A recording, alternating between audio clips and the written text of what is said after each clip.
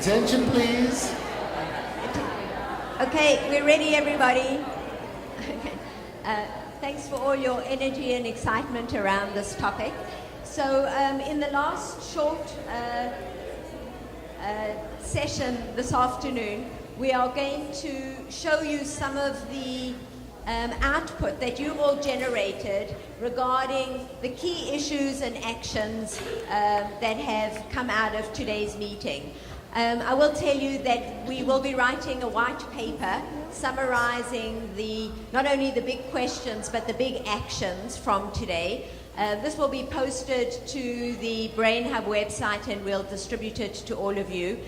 We've also managed to obtain the slides from all of the speakers from today, and so they will be available as well as links to many of the documents written by the National Academy of Sciences panel, etc. So the resources will all be concentrated in a single location, and we'll send you the URL to all of those. Thank you again for your persistence and your contribution. It's been a really long day, and we have decided to do the following. There were four major constituents or constituent groups that we are addressing: policymakers, funders, parents, and teachers. And your goal was to come up with the key issues and the action items that need to be communicated to these four constituent groups. So I'm first going to show you what it is that we all decided we needed to tell policymakers, and I will give you a sort of slightly larger perspective and then narrow down onto the absolute key items. I will then do the same for the other constituent groups. So they're all going to be shown to you in terms of word clouds or wordles. The bigger the word here, the more times it was used in your conversation. So think of size as an index of frequency of usage in the conversation. So for policymakers, it seems pretty clear that we need to communicate to them that we need research, that we need data, that they need to understand the brain. These are sort of the three biggest terms. But then there are other aspects as well, including things like deficits, the focus, the policy, the community, the family, the parents, and the individual needs. We just saved the top 10 keywords so that these could be sort of brought into major focus for all of you. And again, as I said, this is the research, the data, and the brain. And so it's pretty clear that the health of our children needs to be instantiated into cutting-edge research. The data have to be quantified and be conveyed to the policymakers, and in particular, we need to indicate to them the cutting-edge research in brain development and be able to leverage these findings so that we can make progress. Okay, these are the keywords for the funders, and as you can see, they look like they're even bigger than they were for the policymakers. And in particular, there are a few things that maybe we could just highlight here. Research again. So this is actually very good for somebody like me who is at a university and whose sort of major interest is in conducting research. So somehow I feel personally affirmed by all of this. There are many issues, but the one that I probably like the most here is action. Because the time has come not just to be asking questions, but to really be much more action-oriented. And here is just sort of the small version of that. Again, brain comes up repeatedly, research, actions, and sort of these are the key issues. All right, so this is what we would like to communicate to parents. Obviously, the word parent is very large. Some of the same themes obviously come up again and again, but there are terms that have permeated the discussion today, including things like the need for fostering, the need for providing kinship, caring opportunities, we heard that many times. Childcare, we heard over and over again, the dearth of childcare. The particular focus on 3 to 4-year-olds, when we now know that early development is absolutely crucial as well. The need for intervention, and I guess I was looking for, well, maybe it's not on this particular slide, but one of the things that I took away from today's meeting is prevention is even more urgent than intervention. And I'd like to see that word really sort of be one of the primary foci. Okay. Last one. All right, and the last one is, what are we going to tell the teachers who really are on the front line? The parents are on the front line, and the teachers are on the front line of this prevention / intervention. Research is a little bit smaller over here in this particular one. And actually, here's another one of research, although that's misspelled, so it got its own individual entry. If we had aggregated all of the misspellings, it would probably be really, really big. Let me go to that. Okay, there you go. We've learned a lot today about diversity. There are different children. The circumstances are overwhelming. Actually, perhaps the thing that I will take away most of all from today is how sobering this discussion really is. Not only is there a plethora of challenges to children, toxic stress, malnutrition, poverty, the list goes on and on. And not only do these impinge on the individual child, but what was so striking for me is how these very early adverse circumstances play out in the adulthood of these individuals and how it impacts generation after generation. So we're in this for the long haul, and society needs to recognize that.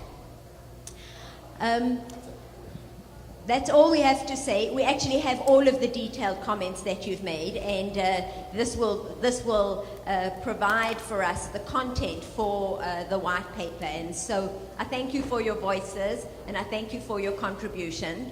And in summary, and just to wrap up and thank you more formally, we have 2 very short talks. The one from Michelle Figlar from the Heinz Endowment, and then we have a very short address from the Dean of the Dietrich College at Carnegie Mellon. So my job is really to just say thank you, to each and every one of you for being here today. It was what we heard over and over again, that timing is everything. And Marge, when you convened people, let's just say it was a couple years ago, we won't say how many years ago, right? Just a couple years ago, with the support of Mrs. Heinz and the Heinz Endowments, that was a moment in time that changed history for those of us in early childhood education. It helped to change the landscape, and for that, I personally say thank you, but we should all say thank you for that moment in time. And to bring Ellen Galinsky's work here to Pennsylvania, another moment in time. And to make sure that we got state investments, another moment in time. But every big thing that needs to be done needs a moment in time.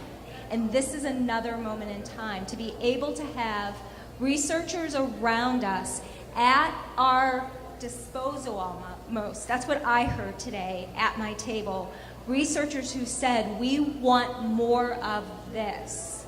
We want to be able to tell practitioners what it is we know so that you can change practice, so that ultimately we can make things better for our children, our families, and our communities. And so I heard today that we want more of this. So the BrainHub is going to give you more of this, right? There are 3 more sessions planned. The next session I'm particularly interested in because my kids are getting older, and we're going to talk about adolescence. And what is most exciting and a little bit different about this moment in time is that while, I firmly believe that early childhood is the most important time, prenatal, through when a child enters into their kindergarten years, we can't stop there. So to have this conversation in a continuum, in a human development continuum, is groundbreaking, because we're going to bring you back together and say, okay, what do we need to do? What do we need to know about our kids in 2nd, 3rd, 4th, 5th grade into adolescence? And then we're going to explore the adult brain, which I think all of us would be really intrigued in. And then, what are the tools and technology in a place that now is known for its technology? How does that help us understand the brain? So in the end, what we all want to do is make things better for our children, our families, our citizens, and our community. We all have a different role there, but together we can get there. So I want to thank Marge Petruska for helping to organize this, and Jerry and Chris and the BrainHub. What a gift. What a gift to every practitioner, every policymaker, every philanthropist, every parent, to have this research right here in our own backyard. So thank you, everybody.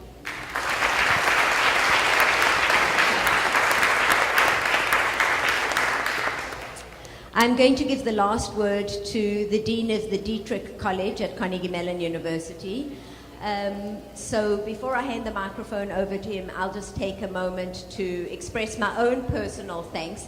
It's truly been a pleasure to work with Marge and Chris and David and Jerry in pulling this together, and I feel like I've learned an enormous amount from all of them, and this will certainly help me as I move forward. So thank you to all of you, and thank you very much to my participating colleagues.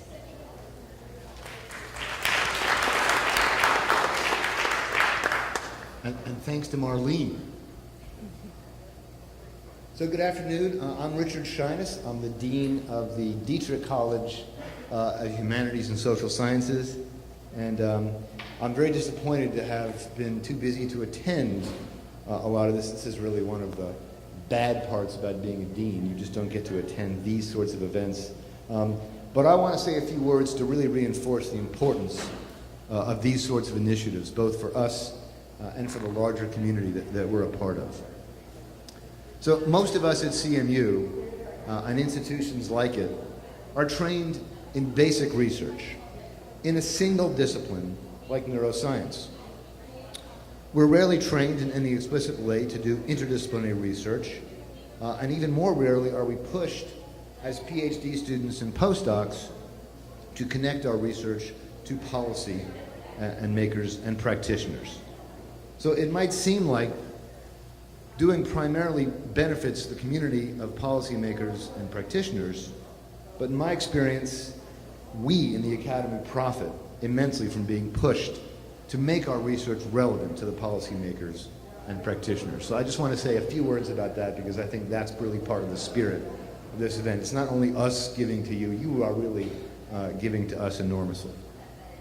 So my own career as an academic began in the Department of History and Philosophy of Science just across the gorge at the University of Pittsburgh. And I was studying the philosophical foundations of causation. And after a year of reading dead white men, picking over the same metaphysical ground, I talked intently to my advisor about whether any of it would mean anything to scientists, policymakers, or practitioners. Nope, he said honestly. If you want to mean anything to real people with real problems, you need to learn statistics and read more in social science than you do in philosophy. So, being astonishingly naive and delusionally optimistic, I said, sure, let's do this. So, for me, the shift was completely career-defining. I struggled, of course, and I eventually discovered I had to also learn computer science. But what emerged for me was a project that is still enlarging and deepening today, working on methods to take the evidence that's actually available and translate it into knowledge that might actually benefit someone. Some accuse me of having abandoned philosophy. I disagree, but I don't care. Along the way, I've had the incredible good fortune to work with applied scientists on problems ranging from the effects of lead on the developing brain, to the effect of welfare reform on single black mothers, to the effects of interactive exercises on learning and online courses. and others have applied the methods of causal discovery I helped work on to brain imaging data to separate neurotypical from autistic subjects, and in doing so create completely novel algorithms. In every case in which I or my colleagues have tried to make our work relevant, we have learned an enormous amount about the limits of the methods we have labored to develop. And this, in turn, has led us to focus not on the next nail our hammers could drive, but instead on which hammers we don't yet have to drive the nails that we really need to drive. In short, the collaboration between practitioners and policymakers on the one hand, and academic researchers on the other, is an enormous benefit to the researchers, probably as much or more than it is to you policymakers and practitioners. So thanks for keeping us engaged in the real world, no matter how difficult and messy it is. So CMU's goal in launching Neurons in Neighborhoods is not only to confront ourselves with interesting research problems, it is actually to help the community of early care and education providers, government officials, and other specialists learn how to effectively understand the latest early brain development research and apply this evidence-based information to their everyday practice and policy-making decisions. Neurons in Neighborhoods is unique for a neuroscience research community and university. Up until today, community outreach and partnership has not been a major emphasis. It is now. We fully intend to make outreach efforts a standard part of our operations. For BrainHub, as we learn as much from professionals in the field of early care and education as we do from our own research. So a big thank you to the many community and neighborhood-based organizations participating today. This event is for you. And moving forward, we will continue to seek your guidance and feedback as we research in early brain development and discuss its implications for your work with young children. So once more, I would like to thank the presenters, if they're around: Chuck Nelson from Harvard, Nathan Fox from the University of Maryland, Nim Tottenham from Columbia, and Ellen Galinsky from the Bezos Family Foundation.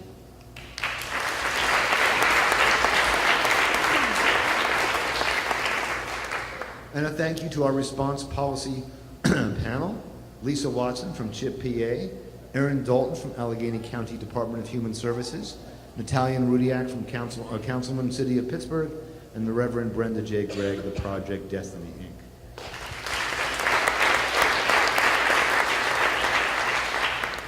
So let me also express my appreciation to our many colleagues at CMU and the University of Pittsburgh who participated today and assisted in the planning of Neurons to Neighborhoods. As we said, the next event will focus on the adolescent brain, which invite jokes abundantly, which will be scheduled in early 2017. And finally, our thanks to the Heinz Endowments. Their support and guidance was the catalyst for launching the Neurons in Neighborhoods series and this important outreach and community partnership work. Thank you again, everybody, and we will see you soon. Have a great rest of the day.